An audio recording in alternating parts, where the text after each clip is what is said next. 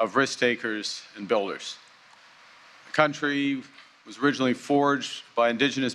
Looks to me like it was forged long before the settlers came. Peoples and voyageurs. I don't know which voyagers this guy's talking about, but the original voyagers to Canada were the Vikings.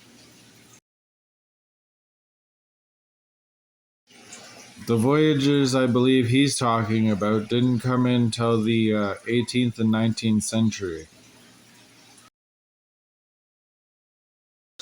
Who mapped the continent and built vast trading networks. I'm pretty sure the natives had a trade network set up before the settlers even got here.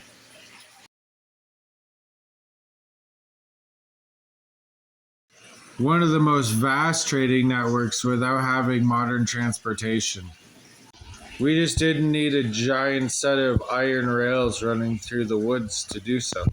From coast to coast to coast before the Americans had even left St. Louis. Please don't compare the Native Americans to fucking Americans from St. Louis. What the hell, dude? And by the early 1870s, a young Canada. Oh, so it was only Canada after you fuckers got here. Before that, it was just a piece of fucking land with some savages on it, huh? Was a vast land of provinces bound together. Has to be. Yeah, we were all brought together by peace, understanding, and tranquility. And then you guys got here and started fucking shit up for everyone. He said mainly in name, a mere geographical expression in Sir John A.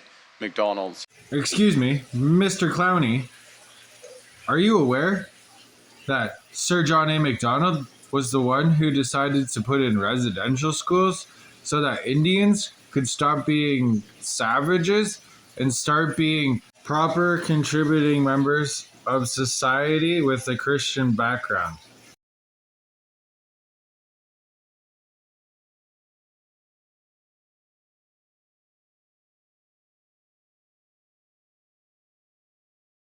This is also the place that forced natives to go and get a last name because we didn't have one.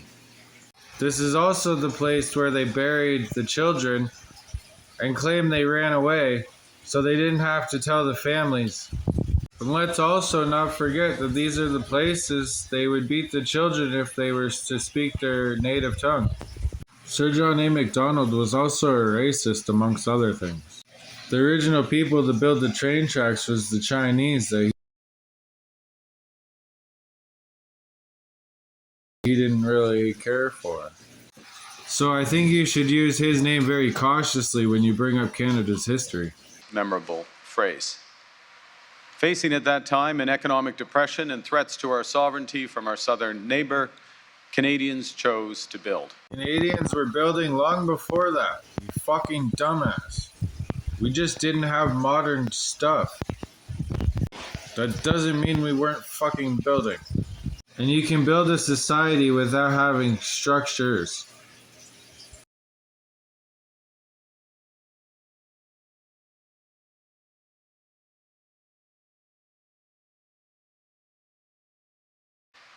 And the Canadian Pacific Railway became the connective tissue of a new country, the iron spine from east to west, expanding Canada. It became an ugly eyesore, just like the big cutout between America and Canada. And bringing British Columbia into Confederation. Looks like the BC natives had a confederation before you guys came here too. Our resources were unlocked. Our trade increased. What he meant to say is we can rape and pillage and take all of what is here now at a faster and growing rate. Industries grew and a stronger, more united, and more prosperous Canada emerged. I believe there's a huge divide between the happiness prosper and the financial prosper of Canada. The CPR itself, Canadian Pacific Railway, became one of the most profitable enterprises in the British Empire. So did the Hudson's Bay Company, but they did it off the backs of natives. And its founders, Lord Mount Stephen and Lord Strathcona, numbered amongst... I believe the man he is referring to as Strathcona is Alexander Smith. This guy. Alexander Smith's greatest goal was building the CPR. And I'm pretty sure he did it off the backs of slaves and fucking migrants. Not including all the fucking native villages he had to burn and fucking get out of the way first. I guess this explains why Mark Carney idolizes this piece of shit. This is the other giant douche turd the fucking guy's talking about. Now let's see what kind of fucked up shit this guy's been getting up to in history.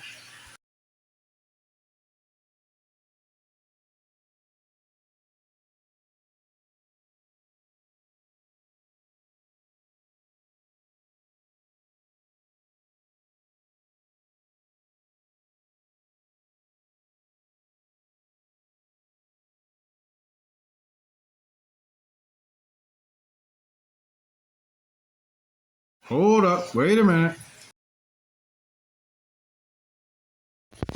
Now I'm not a smart man, Governor, but is political lobbying not what he just did when all those crazy people walked across the floor? Its wealthiest people. Now, today, Canada faces new challenges from a world. Yeah, a new problem with the fact that you keep passing bills faster than fucking Roadrunner. On top of passing bills faster than the Roadrunner, you're killing the economy. Canadians are starving. You can't afford gas to get to fucking work.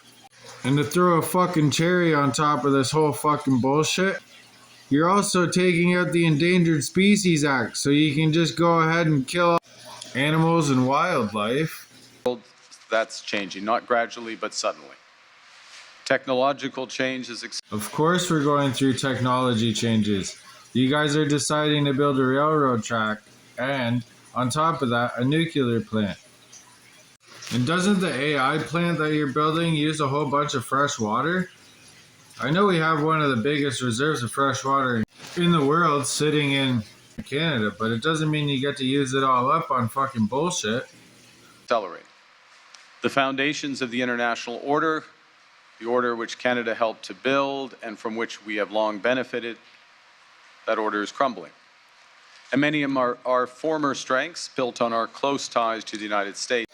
I don't think you can call it support when we're fucking leaning on them to help us out and they just bully us around like the older brother. A partnership's when two people or two things can get along.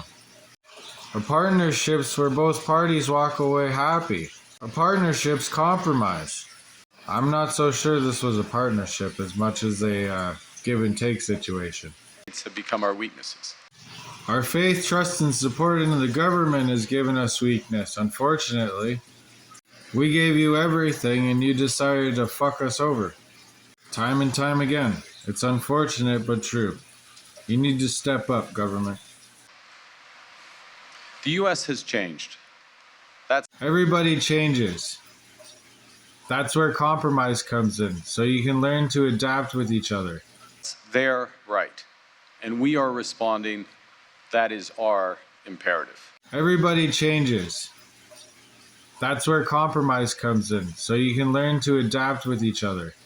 Yes, we have an imperative to respond. Yep. But should it not be met with compromise? With an open mind? And maybe some understanding? Yeah, we have been kind of leeching off them. We have resources here we can assist with. We had a good trade deal before, we can get it back. We are responding with speed and ambition, focusing. Yeah, you're responding with so much speed that the Canadian people don't understand what bills you're passing overnight because they don't have time to properly understand what's going on. On what we can control, which is to build our strength at home and diversify our partnerships abroad. Dude, you are a fucking broad. I also am aware that you've increased the deficit so fucking much that the only way we could even get out of this is by selling the whole fucking country to some other country. Or at least a large fucking section of it. Goodbye, Alberta, I guess. Abroad, we've secured more than 20 economic and security partnerships across 4 continents in less than a year. We're re-engaging with global giants like India, China, and Brazil. I'm pretty sure most of the countries you just said were third world countries are in war right now. Can we call it a good trade deal if we're trying to mooch off people who don't have money? And yeah, as far as China's concerned, they have fucking great idea. They don't want to use all their natural fucking water, so why not use ours? And on top of the water issue, why don't we just fucking put a nuclear power plant there too? That way, if it ever fucking explodes, it'll just take out Canada, not China. And we're deepening our partnerships with our closest allies, including the European Union, the Nordic countries, and Australia. That's great and all, but if America decides they don't want you running your boats through the ocean, they can just blow them out of the water and say that you're fucking going against them. So this day and age, it's not even proper to fucking make new trade routes. It's just better to sustain the ones you have. That's not including the small militias and pirates trying to take over the boats to stop the trading. As a result, we're attracting the strongest investment in the G7.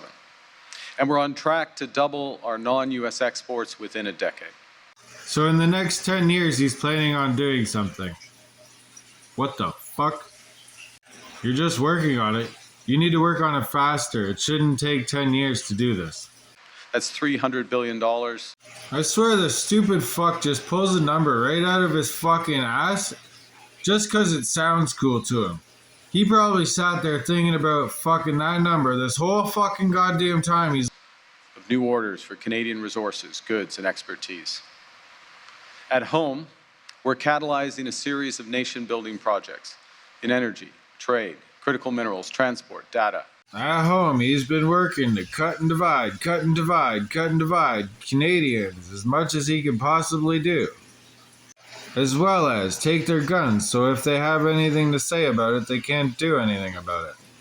As well as take away the rights for the fucking endangered animals, those poor helpless souls. And beyond. We've announced 21 nation-building initiatives that will connect, diversify. Yeah, you said a whole bunch of words and put them together and it made a sentence and it went something like this. We're bringing jobs to Canada. A lot of jobs. Canadians are going to be so happy. The economy is going to explode. Yeah, we stopped believing you after the third time you said it, dude. Just do something.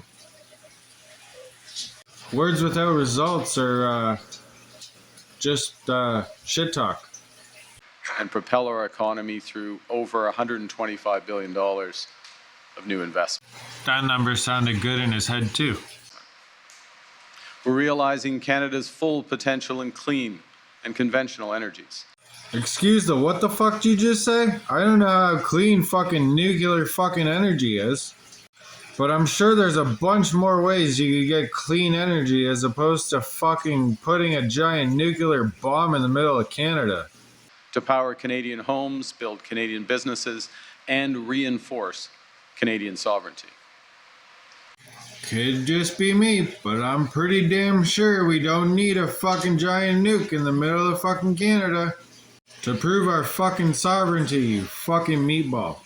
We're building a strong economy where everyone has a chance to get ahead, where we can take care of the vulnerable in our society. When you mean vulnerable people, do you mean like the old people and like the disabled people and like the endangered animals? You just decided to expunge their fucking rights? We pull together to make life more affordable today and better tomorrow. These are still early days, but we're already delivering results. And in that, the conclusion is the Canadian government is still fucking stupid. Hey, and if you like this video, don't forget to share, like, subscribe, and do all that crazy bullshit so you can stay on that algorithm. Thank you.